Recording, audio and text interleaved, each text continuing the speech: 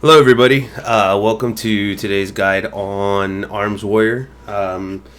Just to let everybody know, I am a 2500 Gladiator Warrior. I had pushed for several years. I've been playing for several years.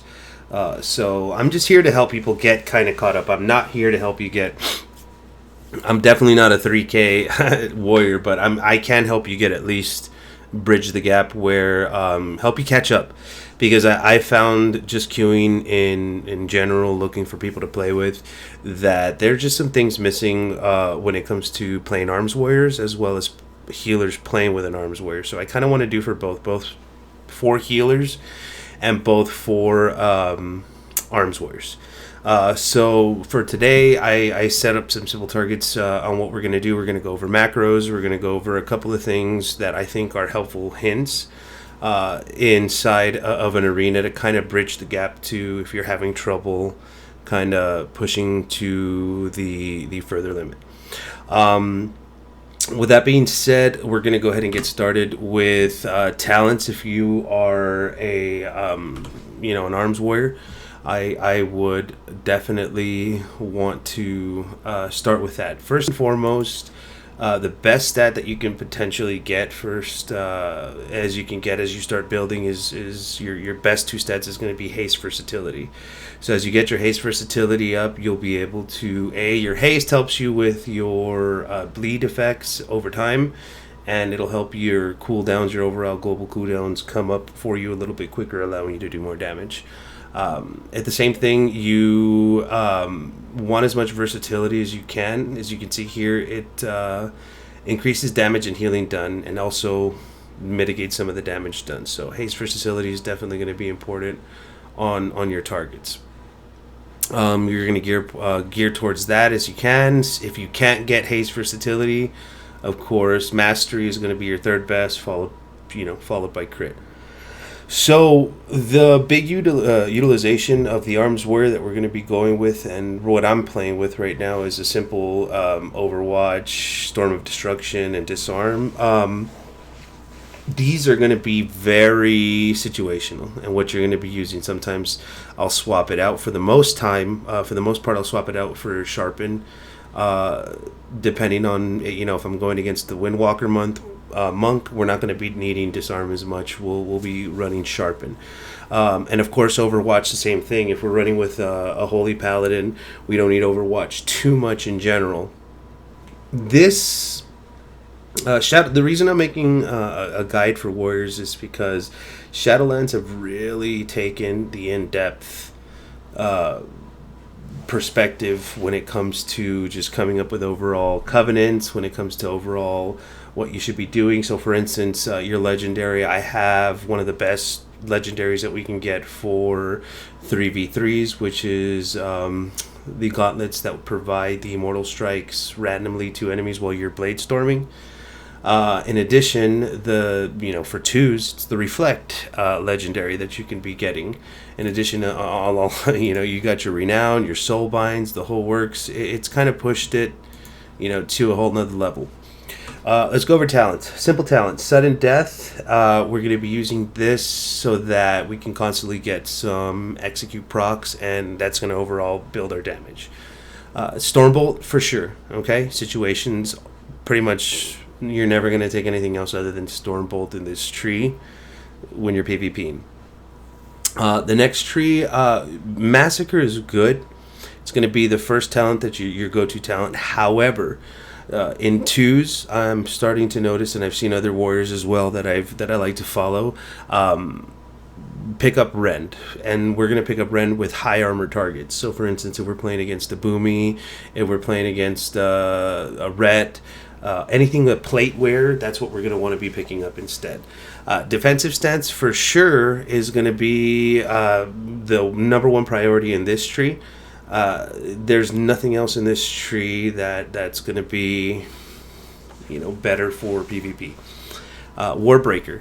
Warbreaker is going to be the best thing as well. Sometimes you can run Cleave, for instance, in twos, maybe against an Affliction Warlock or something else that you're not going to get a lot of uptime. But for the most part, in 2s and 3s, you'll be saving that Warbreaker until you can get them grouped up and do your good amount of damage. Avatar, for sure. Dreadnought is going to be the next best thing. And the reason this has become the next best thing is because they've upped the damage, especially now that we're going on. And it's going to help you when, for instance, those cheeky rogues like to evade. You can throw 2 overpowers into them before you have anything else. Nothing else. I mean, you'll still hit evasion. You can still hit. You might not kill, but if they're low, pretty low, you might get lucky on your overpowers. Same thing with anything that does damage or like parry mitigation, because as you can see, one of the things about overpower, I don't know if anybody knows overpower, is it can't be dodged. So it's something that you would want to use when somebody's trying to evade your attacks. So that's just a simple basic setup. Now let's go over our macros. Now these are, I'm going to start off with need to macros, and these things are definitely important when it comes to what you're going to need. Of course, you're going to have your Stormbolt. What you're going to want to do is you're going to, your stop attack / cancel or blade storm, and cast Stormbolt. This will, for instance, if you're in the middle of a blade storm, it'll automatically cancel your blade storm and cast. Okay. Your battle cry, that also, you tie in your stuff to it. You can or you can't. Sometimes you can do them individually. I tie them up to get the big burst, and since they're off every other minute, then I can and choose those as well, as I choose. Same thing with Die by the Sword. It's a simple macro. I had tied in Potion of Defiance, so it's not really important for Arena. This one is definitely important, the Mortal Strike. You're going to want to take some time to copy this. I could probably make a PDF or some sort of file and leave this one. It's Mortal Strike, and then you're going to cast at each pet Arena 1, 2, and 3 taunt. Super important, because since taunt is off the global cooldown, every time you Mortal Strike, if you're in range, it'll taunt the pet, and it sometimes will catch that pet off guard for the hunter and bring it out of line to be able to use the pet stun to so easily CC one of your players or one of your healers. Let me see what else I feel is important. Same thing, taunt Arena Pet 1 and 2, just in case I want to get into combat earlier. Now, one of the new things that we want to go ahead and do is immediately tie in our macros for our intervene. So we're going to do / cast, and then you could follow it on the screen, and then intervene. So that'll intervene your suggested target. I have one for my healer, and then I have one for my off DPS if I'm playing 3s. This is super important right here for Blade Storm. Okay, so if you have the time, if you're watching this, I would take the time to stop the video so you can type this down. This is going to something that's going to be it's going to change as well every time that you have a new weapon. Okay, you're going to come in here and you're going to replace this weapon, and the reason being is because this warrior, and what you're going to be able to do is, like, for instance, if you're in trouble, you're going to be able to switch to some your shield, like I did there, and then shield smash, and shield parry something when you're in trouble. But you're going to need something, say for instance you get stunned or you get rooted and you want to blade storm out, but you don't really want to waste the time to press 2 buttons. You can tie it in, and it'll automatically equip and cast Blade Storm. Okay? Something super, super important. Same thing, Focus Fear.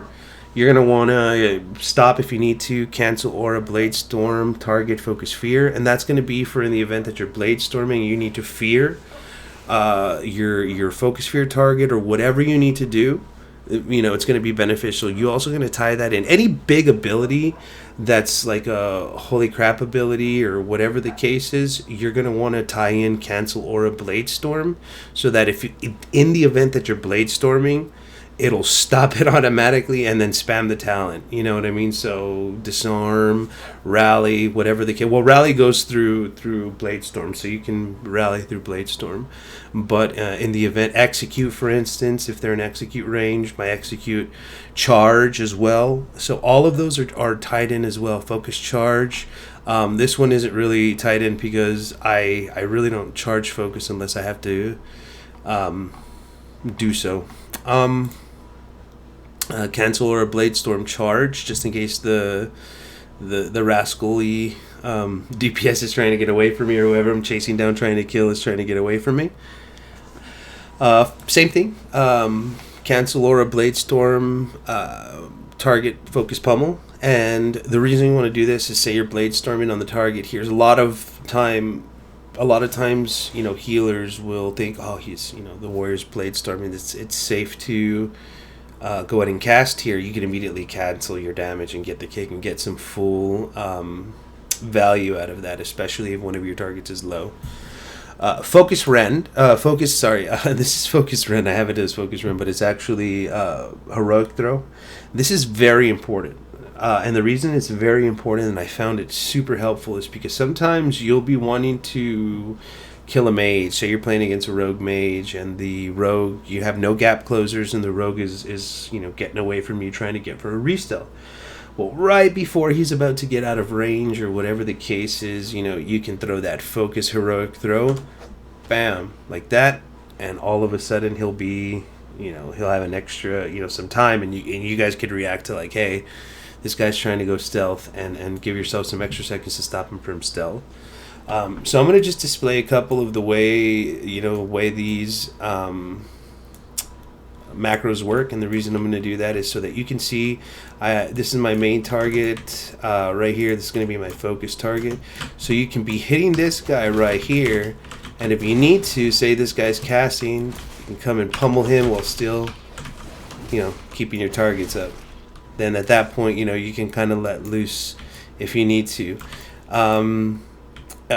Same thing with whatever it might be, whatever the case might be with Stormbolt. Say, he's out of the line, you can just chuck that, and then continue here, throw a Howl, and then Bladestorm these two in some 2s or some 3s or whatever the case is. Once you're out of the Bladestorm, then you could do some of this right here with some sweeping strikes to get your maximum pressure. Make sure you throw a Rend up on that guy. Stuff like that. And it's just a small video to help you kind of close that gap between some of the gameplay aspects. Now when it comes to healer, really quick, I'm just going to cover a quick little section for healers. If you were listening to this and you happen to be a healer, play with a healer, or you can give your healer some advice. Aside from people trying to drag you, because warriors, unfortunately, we're one of the least mobile characters in the game. We get hit with a slow, and we're just walking around forever without any type of remedy, Bladestorm. One helpful hit. If you are playing against a mage and you're hitting him, I know it sounds ridiculous, but you're going to want to hold your avatar for one of the roots. Same thing for Bladestorm. For the most part, you don't use those really for too much damage. I mean, if you get a good one, if you get a good leap and a stun, that's fine.